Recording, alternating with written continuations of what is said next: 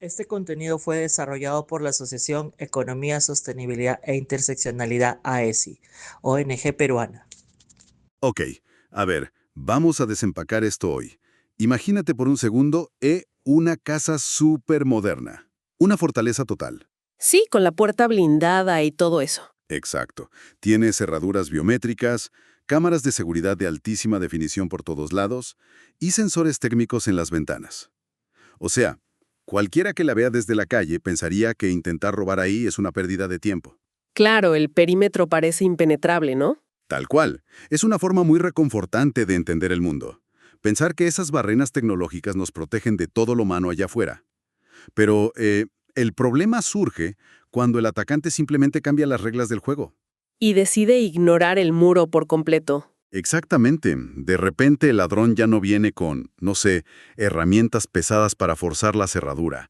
Simplemente se disfraza con un uniforme impecable de una empresa de envíos, toca el timbre con una sonrisa y muestra un paquete que supuestamente requiere una firma urgente. Y es el propio dueño de la casa quien desactiva la alarma. ¿Sí? Gira la llave y le abre la puerta de par en par, totalmente voluntario. Es una imagen que incomoda bastante, la verdad, porque ilustra a la perfección el núcleo de la vulnerabilidad que tenemos hoy. El perímetro de seguridad más crítico ya no está en los servidores corporativos. O sea, el perímetro ahora es la mente humana. Y por eso hoy vamos a hacer un análisis profundo, metiéndonos de lleno en la evolución de las estafas digitales. Pero no vamos a hablar de teorías al otro lado del mundo. Vamos a desmenuzar lo que está pasando en un escenario muy específico, que es el Perú. Que es un escenario súper dinámico, además. Totalmente. Vamos a cruzar datos de la Secretaría de Gobierno y Transformación Digital de la PCM, estudios del ISEC sobre ciberseguridad y bueno, nos vamos a meter en las entrañas de la Ley de Delitos Informáticos, la Ley 3096, y las guías de la Divindad. Me parece vital hacer ese cruce de datos, la verdad, porque con tanta sobrecarga de información, entender cómo operan estos atacantes y cómo nos defiende la ley en Perú es nuestro mejor escudo. 100% de acuerdo. Y, a ver, la misión de hoy es darles a quienes nos escuchan un atajo directo para navegar por Internet de forma segura, sin caer en la paranoia. Exacto. El conocimiento es la mejor defensa frente a todo esto. Bueno, arranquemos derribando un mito que mucha gente aún tiene. Quienes siguen temas de tecnología ya saben qué es el phishing.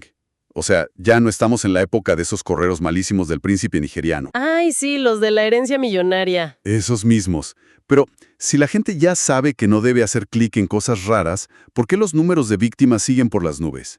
Si solo es ingeniería social, ¿cómo está escalando tan rápido? Lo fascinante aquí es el factor multiplicador. Y me refiero a la inteligencia artificial generativa. Antes el atacante lanzaba una red gigante y esperaba que alguien cayera por pura distracción. Era como pescar a ciegas. Tal cual, un esfuerzo muy manual. Pero hoy, la barrera del idioma o de la mala ortografía desapareció por completo. Alguien en otro continente puede generar campañas masivas en un español peruano perfecto, ¡Wow! usando la jerga exacta y el tono corporativo del banco local de la víctima. O sea, ya no te llega el típico correo de «Estimado cliente». Es un mensaje que sabe qué tarjeta tienes y cómo habla tu banco. Y va mucho más allá del texto. Porque entrando al 2026, la clonación de voces está totalmente democratizada. Los famosos deepfakes. Eso da un poco de miedo, la verdad. Sí, porque un estafador saca un audio de 3 segundos de tus redes sociales, alimenta una IA y te hace una llamada donde la voz de un familiar suena idéntica, pidiendo, no sé, una transferencia porque tuvo un accidente en la Panamericana. Claro, te inyectan pánico puro. Ahí no estás revisando si hay mala ortografía, solo quieres ayudar a tu familiar. Secuestran tu raciocinio. Exactamente. Se alimentan de las emociones. Y esto cambia todo el panorama, porque los datos que tenemos sobre Perú son crudos. Revisando Statista, en el 2023, el 25% de los usuarios de Internet en el país fue blanco de un intento de phishing. Es una locura. Es 1 de cada 4 peruanos. Y es un aumento del 12% respecto al año anterior. La frecuencia es simplemente abrumadora. Y claro, esa frecuencia constante erosiona la confianza en el sistema. Un estudio de Deloitte dice que el 65% de la gente en Perú desconfía de cómo las empresas manejan su información. Tienen razones para desconfiar porque las pérdidas son masivas. El sector bancario en Perú lidera con pérdidas de unos 80 millones de dólares. Este contenido Las fue telecomunicaciones desarrollado por la van por Asociación 40 Economía, millones y el Sostenibilidad gobierno e por 30. Interseccionalidad Son AESI, cifras que asustan. ONG peruana. Pero a ver, detengámonos ahí. Porque aquí alguien podría decir, oye, si el banco pierde 80 millones, seguro es porque una mafia de hackers se metió a la bóveda digital y vació los fondos de inversión de las grandes corporaciones. Es la imagen típica de película, sí. Pero sospechó que no es así. Entonces, ¿de dónde sale toda esa plata? ¿Son ataques a la infraestructura gigante o son los ahorritos de la gente común sumados? Es abrumadoramente lo segundo. El eslabón que se rompe casi nunca es el servidor central del banco. Esa infraestructura es súper robusta. Entonces van por el eslabón más débil. Claro, el blanco es el usuario final, o a veces un empleado desatento que abre un archivo con un ransomware.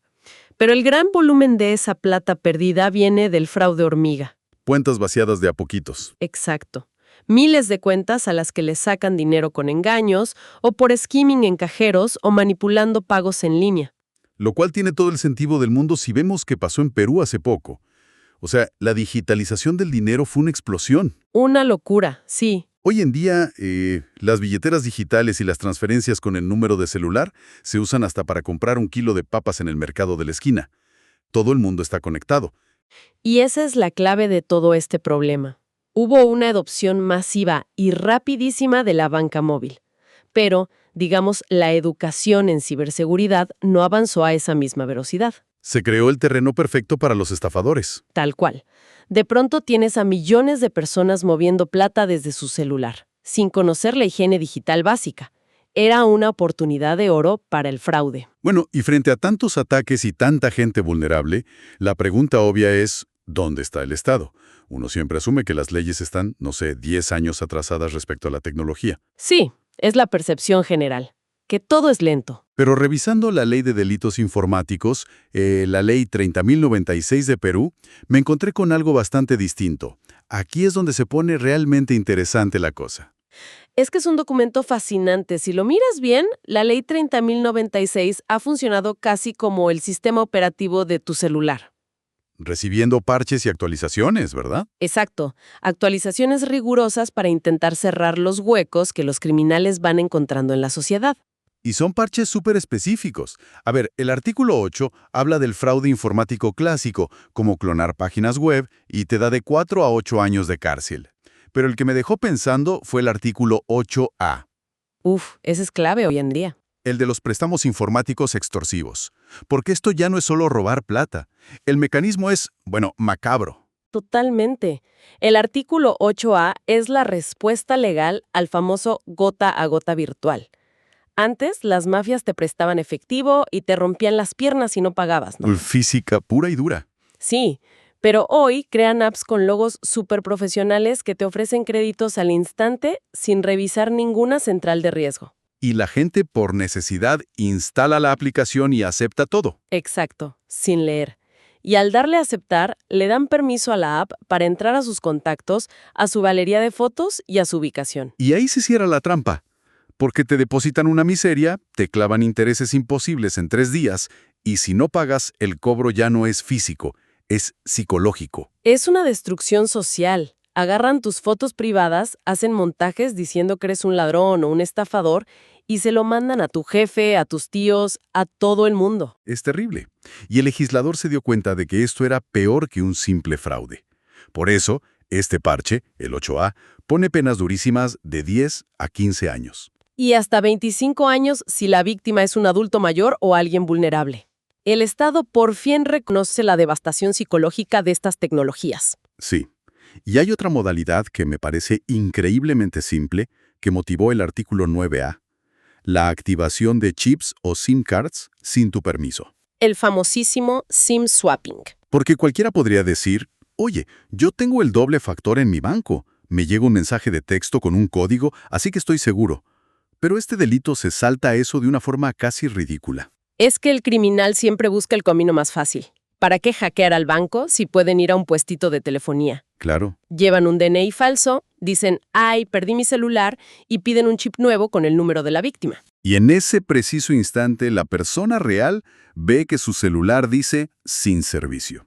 mientras el estafador pone el chip nuevo en su propio teléfono y empieza a recibir todos los códigos del banco. Te vacían la cuenta y Este tú piensas contenido que fue es una desarrollado falla por de la señal de tu Asociación operadora. Economía, Sostenibilidad Por eso el e 9A castiga de Interseccionalidad 4 a AESI, 8 años a quien ONG active un peruana. chip de forma fraudulenta. Saben que es la llave maestra. Y hasta hay un artículo 11 que sube la pena si usan inteligencia artificial. Pero aquí tengo que ser un poco escéptico. A ver, dime. Todo suena muy bien en el papel. Y hay un dato que dice que desde 2021 unas 624 personas han sido sentenciadas por ciberdelincuencia en Perú. Sí, liderado por casos de fraude informático. Pero acabamos de decir que el 25% de la gente sufre ataques. 600 sentencias frente a 80 millones de dólares perdidos suena, bueno, a nada. ¿De verdad funciona la ley? Si conectamos esto con el panorama general, es la dicotomía de siempre. O sea, tener 624 sentencias no es poco. Demuestra que la Divinat y la Fiscalía sí logran meter a gente presa. Hay un riesgo real para el operador local. Pero muchos ni siquiera están en Perú. Exacto. El cibercrimen está descentralizado. Un ataque en Lima puede venir de un servidor en Europa del Este. Y ahí la ley 30.096 no tiene ninguna jurisdicción. Entonces la ley es como el detective que llega a tomar fotos cuando ya te robaron todo y el ladrón está en otro país. Es puramente reactiva. Inevitablemente. Y un juicio por delitos informáticos puede tardar años. Por eso, la prevención desde el lado ciudadano siempre va a ser 1000 veces más rápida y barata que un proceso penal. Lo que nos lleva al plan de acción. Porque seamos honestos, nadie es inmune. Puedes estar cansadísimo después del trabajo, te llega un mensaje urgente de tu banco y haces clic sin pensar. Nos puede pasar a todos. Si alguien en Perú se da cuenta, en ese microsegundo, de que acaba de instalar algo o dar su contraseña, ¿qué tiene que hacer? ¿Cuál es el protocolo de emergencia? Todo se basa en control de daños súper rápido. El paso cero, la prioridad absoluta, es cortar el flujo de los fondos. Ni ponerse a investigar ni nada. Nada. No intentes rastrear de dónde vino el mensaje. Tienes que llamar a la línea de emergencia bancaria nacional, que es el 1820. Ojo con esto, el 1820. Así es. Esa línea es un freno de mano, desactiva tus tarjetas y bloquea tus aplicaciones al instante. Porque si la plata sale del país o se vuelve criptomonedas, ya no la recuperas. Bien, con el 1820 frenas la hemorragia, pero el estafador todavía puede tener tus datos o acceso a tu cuenta. ¿Qué sigue? Ahí entra la denuncia oficial. Tienes que contactar a la Divindad. Puedes llamar gratis al 1818 o al fijo de Lima el 431-8898. O ir directo a una comisaría. ¿Y esto sirve para recuperar la plata o más para estadística? Sirve para que las autoridades detecten patrones. Si ven que 1000 personas reportan el mismo enlace en un día, coordinan y bloquean ese dominio en todo el país. Pero claro, para que la policía pueda hacer su trabajo, necesita evidencia. Y aquí es donde entra la psicología, que siempre juega en contra. Ay, sí. El peor enemigo es uno mismo. Cuando alguien cae en la trampa, sea por WhatsApp o un correo falso, lo primero que siente es una vergüenza enorme. Se sienten tontos. Y por pánico, lo primero que hacen es borrar el chat y el correo para no verlo más. Que es el error más catastrófico que puedes cometer. Es exactamente como si entraran a robar a tu casa y antes de llamar a los detectives, te pones a trapear el piso con lejía y limpias todas las huellas. Estás destruyendo la escena del crimen. Es una analogía forense perfecta. La culpa es el mejor aliado del estafador, porque un correo o un WhatsApp no es solo texto. Tiene metadatos, direcciones IPs, rutas de servidores. Y si borras el chat, la policía se queda sin nada, ciegos. Totalmente. Por eso la regla de oro de la divindad es conservar las pruebas. Tomen capturas de pantalla de todo, los números, los enlaces, no borren los correos. Esa es la información que permite mapear a la mafia. Ahora, pasando a la prevención diaria. Si los deepfakes avanzan, si te clonan el chip, ¿alguien podría pensar que usar contraseñas difíciles o el doble factor ya no sirve de nada? Ese fatalismo es súper peligroso. A ver, la seguridad nunca es absoluta, funciona por capas. Es como el cinturón de seguridad del auto. Sabemos que hay choques fuertes, pero no por eso dejas de usarlo. Claro, le subes el costo al atacante. Exacto. Un gestor de contraseñas evita que uses la misma clave en todos lados. Y el doble factor, especialmente con apps que generan códigos en vez de SMS, es un obstáculo gigante. El criminal busca lo fácil. Si tu cuenta tiene muchas defensas, se van a otra víctima. O sea, si les toma mucho esfuerzo, no les sale a cuenta. Y la mejor defensa, la capa final, es el Este escepticismo. contenido fue Hay que dudar desarrollado de por la cualquier Asociación urgencia. Economía, El pánico en Sostenibilidad e Internet siempre Interseccionalidad es AESI, fabricado por alguien. ONG Tu cuenta peruana. se cerrará en 10 minutos. ¿Cosas así? Sí, si te prometen un premio irreal o te amenazan, haz una pausa. Cierra el mensaje, busca el número oficial del banco tú mismo y pregunta.